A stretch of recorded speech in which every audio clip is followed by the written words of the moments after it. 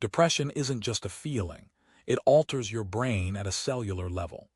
Contrary to popular belief, depression's impact isn't solely emotional. Within weeks, it decreases the density of dendritic spines in the hippocampus. The hippocampus, a region crucial for memory and learning, shrinks under the influence of chronic stress hormones like cortisol. Studies at the University of California, Berkeley, show a 20% reduction in dendrite density in depressed subjects compared to controls. This structural change challenges the simplistic notion that depression is just an emotional state.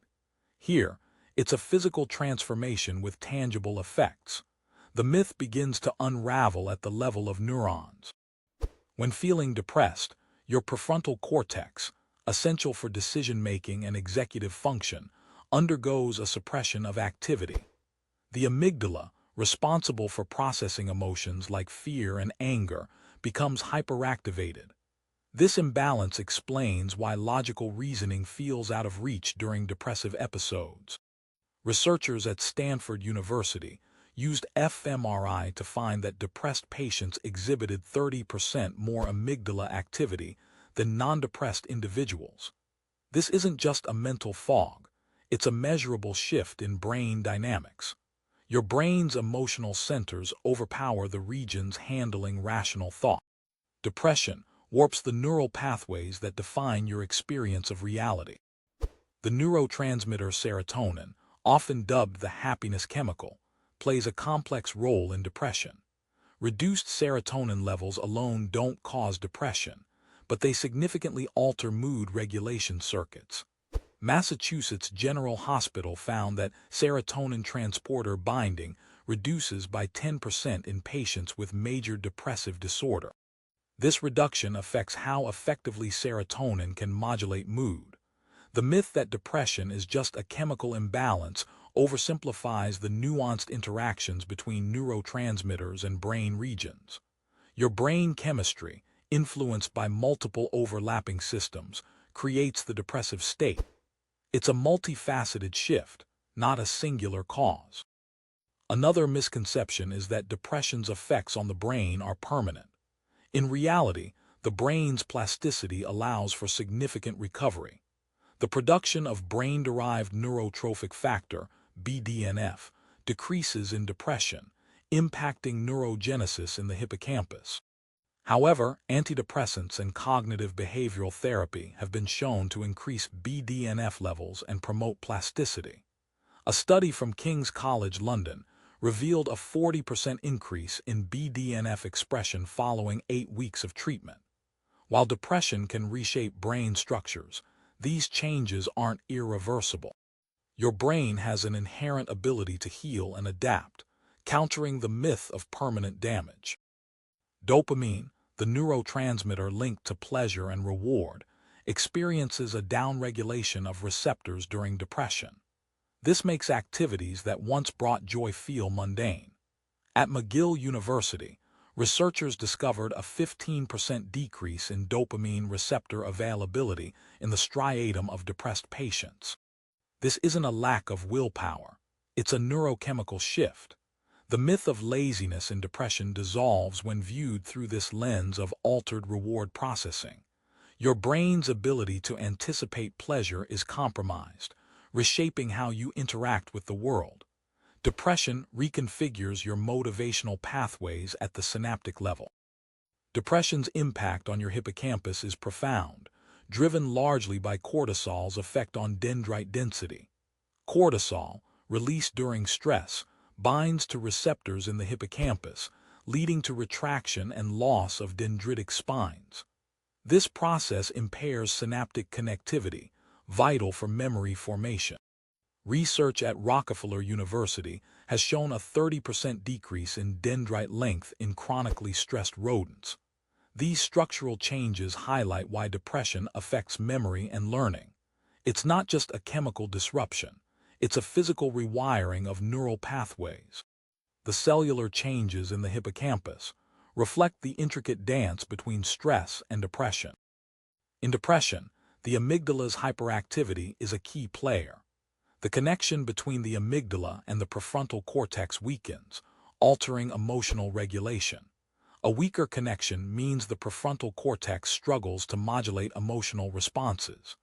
Neuroscientists at Emory University measured a 25% reduction in connectivity between these regions in depressed individuals. This impaired pathway explains the heightened emotional sensitivity in depression. It's not just an emotional overreaction, it's a structural disconnect within your brain's circuitry. Understanding this mechanism shifts the narrative from mere mood swings to a tangible neurophysiological imbalance. Dopamine signaling in depression is disrupted through receptor downregulation. With fewer receptors available, dopamine's effects on motivation and reward diminish. This downregulation occurs primarily in the basal ganglia, affecting habit formation and the pursuit of pleasurable activities. At the University of Michigan, PET scans revealed a 20% reduction in dopamine receptor density in depressed subjects. This isn't about lacking interest. It's a mechanistic shift in how your brain perceives rewards. The cascade of altered signaling pathways transforms everyday experiences, making previously enjoyable activities feel empty. Depression rewires the brain's reward system at its core. The default mode network DMN, active during mind wandering, shows increased activity in depression. This network, including the medial prefrontal cortex and posterior cingulate cortex, becomes overly engaged, leading to rumination and negative self-reflection. Harvard University studies found that depressed patients have up to 60% more DMN activity during rest compared to healthy controls. This hyperactivity contributes to the persistent negative thought pattern seen in depression. It's not just excessive thinking, it's a neurophysiological state where introspection becomes dominant. Depression hijacks the DMN, altering the landscape of your mental processes. The expression of brain-derived neurotrophic factor, BDNF, diminishes under chronic stress, impacting neuroplasticity. BDNF is crucial for synaptic growth and resilience, and its reduction stifles the brain's ability to adapt. In a study conducted by Yale University, individuals with depression showed a 30% decrease in BDNF levels compared to non-depressed subjects. This drop in BDNF is a key reason why depression can feel so inescapable. It's not just a lack of adaptation, it's a biochemical barrier to neural resilience. The lowered expression of BDNF crystallizes depression's grip on your brain's adaptability. Chronic stress amplifies depression's impact on the brain compared to acute stress. While acute stress can enhance memory temporarily, chronic stress causes prolonged cortisol exposure, leading to hippocampal atrophy. A longitudinal study from the University of Texas showed that individuals exposed to prolonged stress had 12% smaller hippocampal volume. This isn't just about feeling overwhelmed, it's about structural degradation over time. Chronic stress leaves a lasting imprint, reshaping neural architecture and perpetuating the cycle of depression. Understanding this distinction clarifies why sustained stress has such profound neurological consequences. The self-help industry's focus on positive thinking often neglects the nuanced neuroscience underlying depression.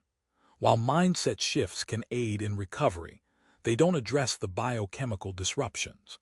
Brain imaging studies reveal that cognitive interventions alone fall short without concurrent changes in neurotransmitter activity. At the University of Pittsburgh, researchers found that serotonin and dopamine pathways must normalize before significant mood improvements occur. This challenges the notion that cognitive strategies alone can cure depression. It underscores the importance of addressing the physical dimensions at play in the depressive brain. The science reveals a more complex interplay than self-help often suggests. Brain imaging studies defy popular psychology simplifications by showcasing depression's widespread neural effects. Functional MRI scans show reduced connectivity in the brain's reward circuits, alongside increased activity in areas tied to negative emotions. Data from a 2022 meta-analysis of 40 studies reveal these patterns consistently across various demographics. This isn't just an emotional imbalance, it's a systemic alteration of brain networks.